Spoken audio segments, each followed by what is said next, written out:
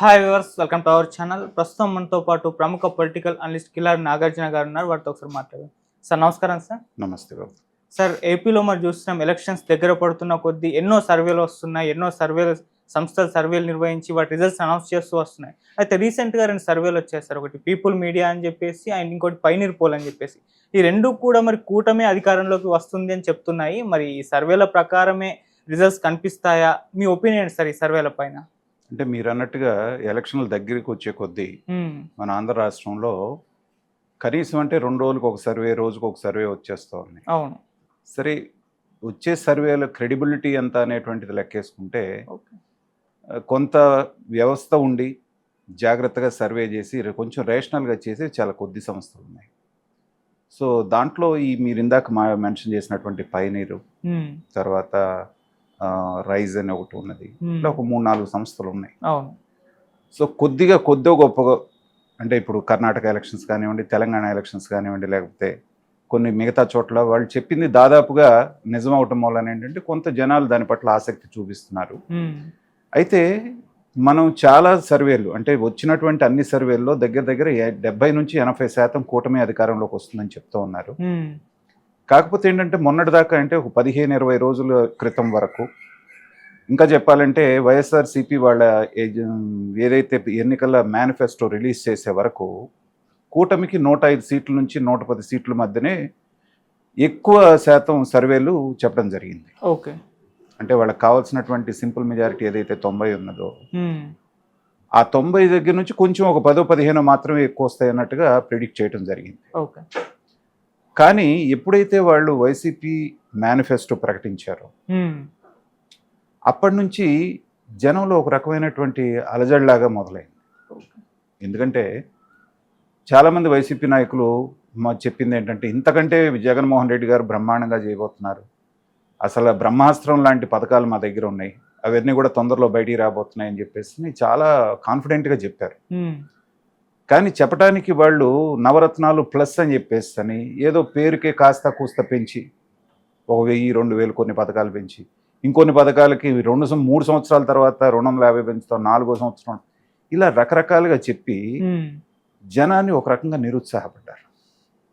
జగన్మోహన్ రెడ్డి గారు బలంగా నమ్ముకున్నది ఏ సెక్షన్ నమ్ముకున్నారంటే, ఎవరైతే నా పథకాలు తీసుకున్నారో మిగతా చదువుకున్న వాళ్ళు, ఉద్యోగస్తులు ఎవరు నా పక్కన ఉన్నా లేకపోయినా ఏ సెక్షన్కి అయితే నేను అమ్మఒడి కానీ ఇంకోటి కానీ చేయూత కానీ ఇది 100 రకాల పథకాలు ఉన్నాయి, అవన్నీ అందించాను కాబట్టి వీళ్ళందరూ ఖచ్చితంగా నాకే ఓటేస్తారు అనేటువంటి ఒక కాన్ఫిడెన్స్లో ఆయన ఉన్నాడు.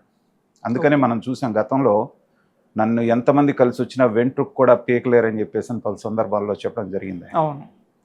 కానీ రాను ఏంటంటే రాజకీయ విశ్లేషకులైన మాలాంటి వాళ్ళు కూడా ఆశ్చర్యపరుస్తుంది. ఎందుకంటే అవతల 3 పార్టీలు బలంగా నిన్ను ఢీకొట్టడానికి వచ్చినప్పుడు ఏంటంటే నిన్ను రక్షించేది మేనిఫెస్టో, నువ్వు దేనికి బ్రాండ్ అంబాసిడర్వి, సంక్షేమ పథకాలకు బ్రాండ్ అంబాసిడర్. ఇంకో పక్కన ఏం చెప్తున్నావు, రాష్ట్రంలో ఆర్థిక పరిస్థితి బ్రహ్మాండంగా పికప్ అయింది, మనం దేశవ్యాప్తంగా 2వ స్థానంలోనో 3వ స్థానంలో ఉన్నాము అని చెప్పేమో ఒక పక్కన చెప్తున్నారు.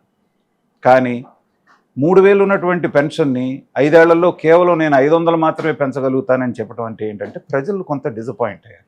నీకు నిజంగానే రాష్ట్రం ఇంత బ్రహ్మాండంగా వెలిగిపోతుంటే, ఆర్థిక అభివృద్ధిలో బ్రహ్మాండంగా ఉద్యోగాల కల్పన, ట్యాక్స్లు వస్తూ ఉంటే ఒక 1000 రూపాయలు పెంచడానికి ఏముంది?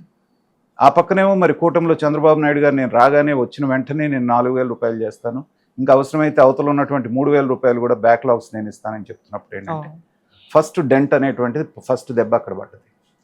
ఆ తర్వాత పులి మీద పుట్టలాగా ఎప్పుడైతే ఈ ల్యాండు ఇది వచ్చేటప్పటికి అది పెద్ద బ్లో అయింది. దాంతో ఏంటంటే జనంలోకి బాగా అపోహలు వెళ్ళిపోయింది. ఏమని, మనం ఏదన్నా అమ్మితే కొనుక్కుంటే ఒరిజినల్ డాక్యుమెంట్స్ మన దగ్గర ఉండవంట, మనకి జెరాక్స్ మాత్రమే ఇస్తారంట, పట్టాదారు పాస్ పుస్తకం మీద జగన్మోహన్ రెడ్డి గారి ఫోటో ఉంది, ఈవెన్ సర్వే రాళ్ల మీద కూడా వాళ్ళ పేర్లు ఫోటోలు వేసుకుంటున్నారు. ఇవన్నీ ఒక రకమైనటువంటి ల్యాండ్ టైటిలింగ్ యాక్ట్ ఎప్పుడైతే వచ్చిందో దీంతో బాగా జనంలోకి ఒక రకమైనటువంటి అభద్రతా భావంలోకి వెళ్ళారు. జరిగినటువంటి 2 సంఘటనల ప్రభావం అనేటువంటిది తర్వాత వచ్చినటువంటి సర్వేల మీద మనకి ఎఫెక్ట్ చూపిస్తుంది. అందుకనే 105, 110 మధ్యలో ఉన్నటువంటి కూటమి సీట్స్ అనేటువంటివి ఇవాళ ఏ సర్వే చెప్పినా 120+ అంటున్నారు. అవును. ఇందాక మీరు మెన్షన్ చేసినటువంటి దాంట్లో ఒకళ్ళైతే ఇంకా ముందుకెళ్ళి 159 సీట్లు చెప్తా ఉన్నారు. అది చూడటానికి అతిశయోక్తిగా ఉన్నా కానీ అది నిజమేమో ఒక్కొక్క సందర్భంలో అనిపిస్తూ ఉంటుంది. ఎందుకంటే ఒక్కసారి జనం మైండ్ అనేటువంటిది మారింది అంటే ఓకే. అది ఒక వేవ్ లాగా వస్తుంది. అవును. సో ఇదే రిఫ్లెక్ట్ చేస్తున్నారు అనుకుంటాం. కాకపోతే ఏంటంటే జగన్మోహన్ రెడ్డి గారు ఆయన ఒక కాన్ఫిడెన్స్లో ఉన్నారు. గతంలో కూడా మనం చూసాం. లెక్కలు మొత్తం ఆయన డిస్ప్లే చేసి చూపించారు. నేను ఈ మాత్రం పథకాలు ఇవ్వడానికే ఇంత కష్టపడి ఇన్నప్పులు తీసుకొచ్చి నేను చేస్తే చేయలేనప్పుడు చంద్రబాబు నాయుడు గారు చేయాలంటే 1,00,000 కోట్లు అవుతుంది, ఎక్కడి నుంచి తీసుకొస్తారు అనేటువంటి అది కొంతవరకు ఆలోచించదగ్గ పాయింటే. కానీ ప్రజలు ఎంతవరకు ఆలోచిస్తారు? ఆలోచించేవాళ్ళే అయితే నీకు 10,000 రూపాయలు నీవి అకౌంట్లో వేసి కరెంట్ ఛార్జీల ద్వారా ఇంకో ద్వారా అంతకంటే ఎక్కువ వెళ్ళిపోతుంది గవర్నమెంట్కి. మద్యం మీద 160 రూపాయలు ఉండేటువంటి క్వార్టర్ బాటిల్ 60-70 రూపాయలు 200 అయింది. ఇవన్నీ ఆలోచించేవాళ్ళు. కాబట్టి ఆంధ్ర రాష్ట్ర ప్రజలు ఏంటంటే మాకేం వస్తుంది, రాష్ట్రం ఎలా పోతే మాకేంటి అనేటువంటి పద్ధతిలోకి చాలామంది వెళ్ళిపోయారు. అయితే నేను పదే చెప్తున్నాను, ఇది ఆంధ్రప్రదేశ్ రాష్ట్ర ప్రజల యొక్క శీలానికి రాబోయే ఎన్నికలు పరీక్ష. ఓకే. అభివృద్ధి, మాకు సంక్షేమంతో పాటు అభివృద్ధి కూడా కావాలి, మాకు ఒక రాజధాని కావాలి, మాకు ఒక పోలవరం కావాలి, ప్రతి చదువుకున్న వాడికి ఉద్యోగం కావాలి, ఇన్ఫ్రాస్ట్రక్చర్ కావాలి, రోడ్లు కావాలి అనుకునేటువంటి వాళ్ళకు ఓటేస్తారా ఆలోచించి? లేదు రాష్ట్రం ఎట్లా పోయినా పర్వాలేదు, అప్పులు పాలైపోయినా పర్వాలేదు, మా పిల్లలకు ఉద్యోగాలు రాపోయినా పర్వాలేదు, రోడ్లు ఎలా ఉన్నా పర్వాలేదు, మాకు ఇచ్చేటువంటి తాయిలాలు మాకు ఇస్తే చాలు అనేటువంటి వాళ్ళకు ఓటేస్తారా అనేటువంటిది ఇవాళ ఆంధ్ర రాష్ట్ర ప్రజలు తేల్చుకోవాల్సినటువంటి క్రాస్ రోడ్స్లో ఉన్నారు.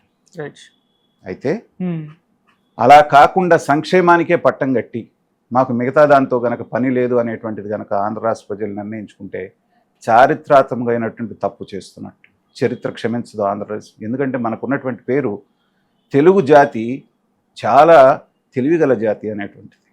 ప్రపంచవ్యాప్తంగా మీరు ఎక్కడైనా తీసుకోండి, ఆంధ్ర వాళ్ళు కానివ్వండి, తెలంగాణ వాళ్ళు కానివ్వండి, వివిధ దేశాల్లో ఎక్కడికి వెళ్ళినా కానీ వీళ్ళే నెంబర్ 1లో ఉంటారు.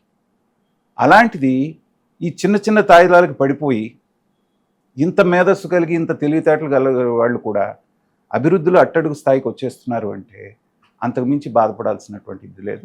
ఈ సర్వేలు కూడా ఏంటంటే జనంలో మైండ్ మారింది అనేటువంటిది. ఇందాక నేను అన్నట్టుగా మాకు ఈ సంక్షేమం కంటే కూడా అభివృద్ధి కూడా కావాలి అనేటువంటి భావనకి ప్రజలు వచ్చినట్టుగా మనకు కనిపిస్తోంది. అది ఏ పార్టీ గెలుస్తుందో, తెలుగుదేశమా, కూటమా, లేకపోతే జగన్మోహన్ రెడ్డి గారు అనేది నేను మాట్లాడట్లేదు. కానీ ఆంధ్ర రాష్ట్ర భవిష్యత్తు దృష్ట్యా సంక్షేమంతో పాటు అభివృద్ధి కూడా చేసేటువంటి గవర్నమెంట్ రావటం అనేటువంటిది ఆంధ్ర రాష్ట్రంలో వాళ్ళు ఎంతైనా అవసరం. ప్రజలు ఆ వైపు ఆలోచిస్తున్నారని, ఆ వైపే అడుగులు వేస్తున్నారు అనేటువంటిది నాకున్నటువంటి భావన. సర్వేలు కూడా దాదాపుగా మనకు అవే చెప్తున్నాయి. అంటే సార్ మీకంటూ ఒక అంచనా ఉంది సార్, ఈ పార్టీకి అంటే కూటమికి ఎన్ని సీట్స్ వస్తాయి, వైసీపీకి ఎన్ని సీట్స్ వస్తాయని చెప్పేసి? అదేనండి, నాకున్నటువంటి నా అనుభవంతో నేను చెప్తుంది ఏంటంటే 130, 140 అనేటువంటిది ఏదన్నా వే వస్తే నేను చెప్పలేను, కానీ 120కి ఏమాత్రం తగ్గకుండా అయితే మాత్రం కూటమికి వస్తున్నాయి. ఆ మార్పు అనేటువంటిది మనకి అంతకు ముందు ఎమ్మెల్సీ ఎలక్షన్లోనే మనకి చూచాయిగా కనిపించింది. అది వాళ్ళ మనకి ఈ ఎంప్లాయీస్ దీంట్లో కూడా చాలా ప్రస్ఫుటంగా మనకి పోస్టల్ బ్యాలెట్లో కనిపించింది. ఈ ట్రెండ్ను బట్టి 120+, కానీ 120 కంటే తక్కువ ఉండదు. Thank you so much sir.